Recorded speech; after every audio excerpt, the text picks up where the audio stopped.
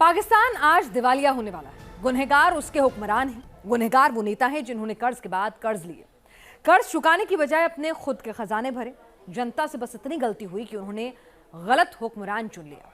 लेकिन अब पाकिस्तानियों ने यह तय कर लिया है कि वो अपनी गलती को सुधारेंगे। इसलिए तो पाकिस्तान कह रहा है, पाकिस्तान में भी आएंगे तो मोदी।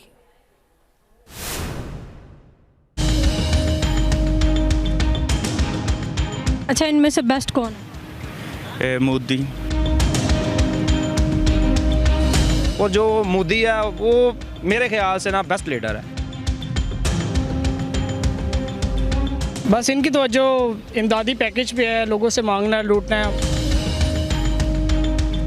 हमें मोदी मिल जाए, हमें तो नहीं नवाज शरीफ चाहिए, ना बेनजीर चाहिए, ना हमें इमरान खान चाहिए, कोई भी नहीं, जनरल मुशर्रफ भी नहीं चाहिए। हमें सिर्फ प्राइम मिनिस्टर मोदी चाहिए।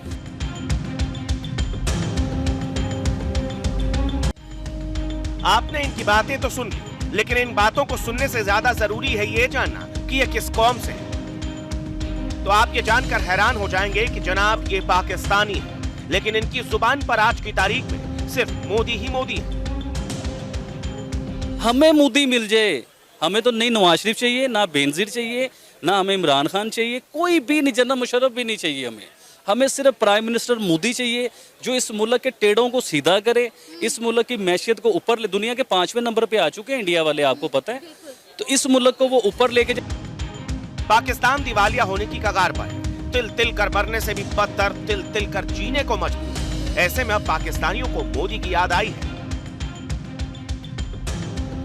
पाकिस्तान अल्लाह से दुआ कर रहा है कि काश उनके पीएम मोदी होते। मोदी साहब ग्रेट मैन क्या कर रही हैं आप? मोदी कोई बुरा इंसान थोड़ी है। इंडिया के जो मुसलमान हैं वो 150 रुपये लीटर पेट्रोल ले रहे हैं ना, 150 रुपये का चिकन इंडिया वाले ले रहे हैं ना, इंडिया के मुसलमान। तो हम भी इंडियन मुसलमान होते, हमें क्या फ़र्क पड़ता है? इस मुल्क में जहाँ हमारे बच्चों को रोटी नहीं मिल रही है, आप यकीन कीजिए, पानी नहीं मिलता, लाइट नहीं मिलती, सुई गैस नहीं है हमारे घर में, सिलेंडर जब हम भरवाते हैं ना, सिलेंडर भरवाने जाते हैं वो भी ब्लैक में मिलता है हम लोगों को। तो सम टाइम फील होता है कि यार हम क्यों पैदा हो। पाकिस्तान की आवाम अपने नसीब को कोस रही है, अपनी तकदीर पर तरस खा रही है। बार बार यही बोल रही है कि पाकिस्तान में क्यों पैदा हो गए। बार बार ये मिसाल दे रही है कि 75 साल में वो कहां और हम कहां पहुंच गए। 1947 समथिंग जब हमारा पाकिस्तान आज़ाद हुआ इंडिया से, अंग्रेज़ों की गवर्नमेंट थी। मैं कह रहा हूँ अल्लाह ना करता ऐसा होता ही ना, सारा पाक हिंद एक होता। आज आपको टमाटर 20 रुपये किलो मिलते, चिकन 150 रुपये किलो मिलता, पेट्रोल 150 रुपये लीटर मिलता आपको। अब हमारी बदकिस्मती नहीं है कि इतने अरसे के बाद हमें मतलब एक अल्लाह पाक ने पाकिस्तानी मुल्क दिया जिसमें मुसलमानों वाला सिलसिला ही कोई नहीं है, चक्कर ही कोई नहीं है मुसलमानों वाला। तो इससे अच्छा तो वो मूंदी है, यकीन माने उसके लोग उसे कैसे मानते हैं। पाकिस्तानियों में मोदी के लिए प्यार इस कदर बढ़ता जा रहा है कि अखंड भारत की आवाज अब पाकिस्तान से उठने लगी।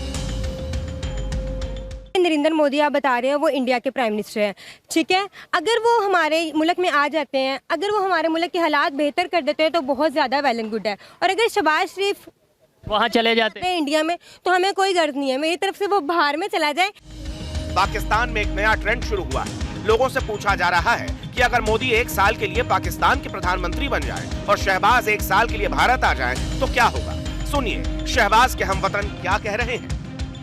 नरेंद्र मोदी साहब का जहाँ तक उनका बहुत तो हम उनकी गवर्नमेंट में इंटरनली इन्वॉल्व तो नहीं है, लेकिन ये है कि जो चीज़ें हमें नज़र आती हैं, they are governing their country much better than the Shahbaz Sharif. For example उनकी इकॉनमी हमसे काफ़ी ज़्यादा स्टेबल जा रही है इस टाइम।